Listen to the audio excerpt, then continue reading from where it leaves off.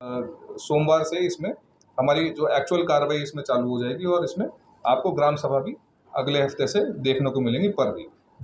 कुछ पूछना चाहें तो कोई दिक्कत नहीं। देखिए उसमें मैंने जैसा बताया 46 एकड़ है, इसमें हमारा लगभग अभी भी 4 एकड़ बाकी है। ऑल्दो 46 एकड़ हम on the upper side higher side लेके चल रहे थे, ये 40-42 एकड़ में भी ये संभव हो सकता है, लेकिन क्योंकि वो 4 एकड़ ज़मीन जो है वो बीच में है, तो उसमें हमारा Haryana consolidation of land act है, उसमें कुछ धाराएं लगा के मुझे लगता है कि अभी ये रजिस्ट्री होने के बाद मुझे लगता है अगले 1-1.5 महीने में इसमें एटलीस्ट जो पेपर वर्क है, जो फॉर्मेलिटीज़ है वो पूरी हो जाएंगी। उसके बाद फिर पब्लिक हेल्थ के नाम की ज़मीन होती जा रही है, फिर अपना वो मीनवाइल हमारा उनसे ये आग्रह था ही पहले से कि आप एस्टिमेट तैयार कर लीजिए।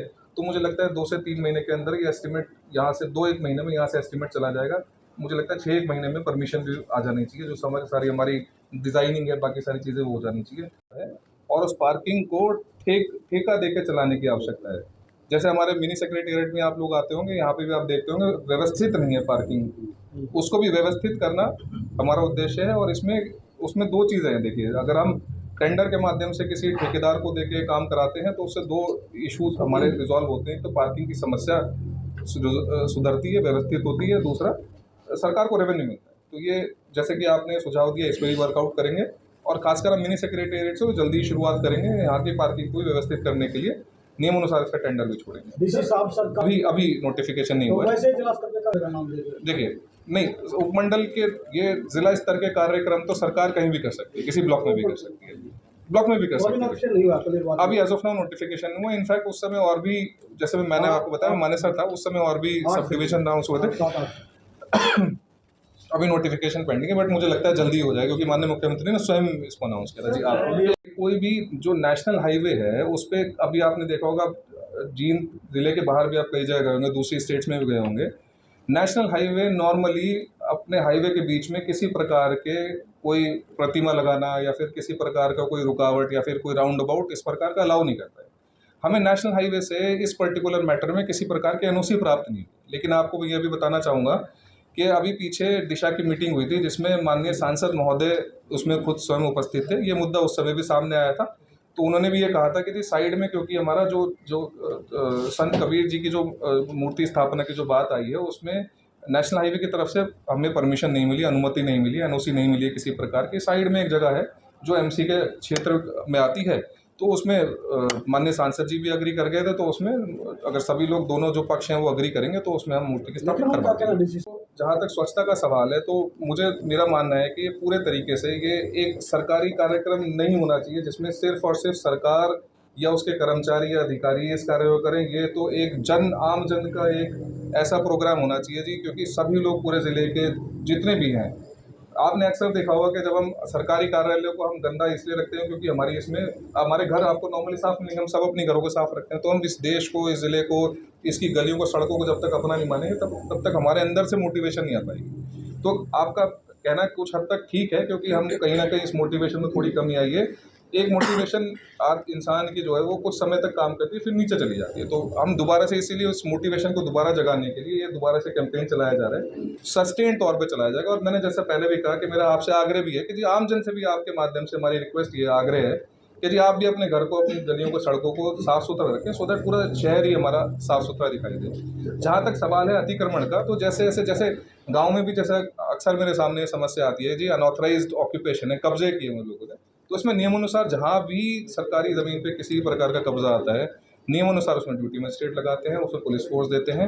ये कार्य लगातार चलता रहता है, मतलब इसमें कोई रुकावट नहीं है। आप किसी भी बीडीओ से बात करेंगे, उसके शेड्यूल में एक हफ्ते में 3 से 4 कब्जा हटाओ की कार्रवाई होती है। पुलिस फोर्स उसमें कुछ ना कुछ लगी होती है। तो ऐसा नहीं कार्य नहीं चल रहा, कार्य चल रहा है। वो हो सकता है आपको दिखाई कई बार ऐसा होता है कि पूरी तरीके से पता ना लगता है। ये बेसिकली भारत सरकार के द्वारा चलाया जा रहा है और ये पूरे ही देश में इसको चलाया जा रहा है। इसमें देखिए आप, बड़ा अच्छा ये है आयुष्मान भवा, ये रिलेटेड है आयुष्मान कार्ड से। एक इसमें सेवा पखवाड़ा मनाया जा रहा है, जो 17 तारीख से लेकर 2 अक्टूबर तक चलाया जाएगा, 17 सितंबर से 2 अक्टूबर तक। इसके 4 मेन जो पार्ट्स हैं वो 4 पार्ट्स रहेंगे, जिसमें पहला पार्ट है आयुष्मान भवा। आयुष्मान भवा जो पहला पार्ट है, उसमें हमारे कुछ एक कॉम्पोनेंट्स हैं।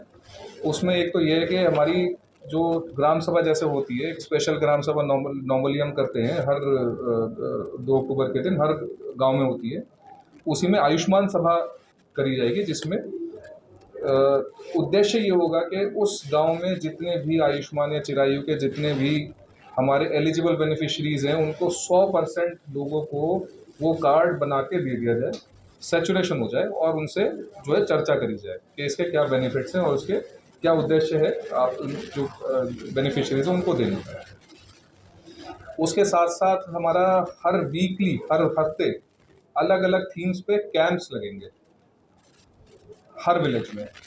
ये हमारा जो प्रोग्राम जो राष्ट्रपति महोदय के माध्यम से जो इनॉग्रेट हुआ है ये अभी पिछले हफ्ते, इसमें CHC PHC से लेकर नीचे तक हमारा जो हेल्थ एंड वेलनेस सेंटर जो सबसे नीचे की एक कड़ी होती है, एक इकाई होती है हमारी स्वास्थ्य सेवाओं में, उसमें भी ये सभी जगह ये कैंप्स धीरे धीरे हमारे लगेंगे। और हमारा एक उद्देश्य ये रहेगा कि सैचुरेशन हो जाए हमारी हर विलेज में आयुष्मान कार्ड के जो भी एलिजिबल बेनिफिशरीज। जैसे मैंने आपको बताया, सेवा पखवाड़ा जो है हमारा 17 तारीख से लेकर 2 तारीख तक चलेगा। आयुष्मान भवा जो है उसका एक कॉन्स्टिट्यूएंट है, उसका दूसरा हिस्सा होगा हमारा ऑर्गन डोनेशन की प्लेज। मैं आपसे भी आग्रह करूंगा और आपके माध्यम से भी सभी से आग्रह करूंगा जिला के निवासियों को कि ऑर्गन, क्योंकि उस दिन हमें चर्चा करते समय हमारे सामने ये भी आया कि हमारे बीच में कुछ ऐसे लोग भी मौजूद थे जिनके जीवन में ऑर्गन डोनेशन ने बहुत बड़ा रोल प्ले किया, क्योंकि उन्होंने किसी समय पे ऑर्गन किसी का लेके और आज वो एक अच्छा जीवन यापन करते हैं। तो मेरा आप सभी से आग्रह ये भी है कि आप भी ऑर्गन डोनेशन की प्लेज करें। ये प्लेज हम ऑनलाइन भी कर सकते हैं और ये हम आपको वैसे अदरवाइज भी आपके माध्यम से बताएंगे जी किस तरीके से उसको किया जा सकता है। एक ब्लड डोनेशन, जैसा कि हम अक्सर रूटीन में भी करते हैं, इस पूरे सेवा पखवाड़े में भी हम ब्लड डोनेशन आगे करते रहेंगे। आपसे भी आग्रह है कि आप लोग भी पार्टिसिपेट करें, प्रशासन की ओर से हम लोग भी पार्टिसिपेट करेंगे। उस दिन मीटिंग में ही कुछ हमारे प्रशासनिक अधिकारियों ने प्लेज उसी दिन कर ली जिस दिन हमने पहली मीटिंग इस बारे में करी थी, तो भी एक खुशी का विषय है ये। एक हमारा इसके साथ ही रहेगा स्वच्छता का अभियान। हम जैसे माननीय प्रधानमंत्री महोदय ने भी लाल किले से इसको आह्वान किया था, इस कार्यक्रम को लॉन्च किया था, जो एक पहली बार देश में इसको कितने सकारात्मक तौर पे लिया गया और आपने बदलाव देखा होगा। इसी प्रकार से इसको आगे बढ़ाते हुए इसमें स्वच्छता अभियान भी चलाया जाएगा। जितने भी हमारे CHC PHC, मुख्यतः इसमें कोशिश ये है कि जी हमारे जितने भी हेल्थ की जो इकाइयां हैं, जो स्वास्थ्य की इकाइयां हैं नीचे से लेकर ऊपर तक, उन सभी में स्वच्छता अभियान चलाया जाए। हमारे सरकारी जो कार्यालय हैं उनमें स्वच्छता अभियान चलाया जाए। उसके अलावा भी जितने भी हमारे सार्वजनिक जगह हैं, मेरा आपसे भी आह्वान ये है, आपके माध्यम से सभी ज़िले की जनता से मेरा सबसे आह्वान है कि जी आप अपने आसपास, घरों के आसपास, अपने कार्यालयों के आसपास, अपने दुकान है, आपकी सड़क है, कुछ भी है, जहाँ भी आप रहते हैं निकलते हैं, वहाँ सभी हाथ बटाएं और उसमें स्वच्छता का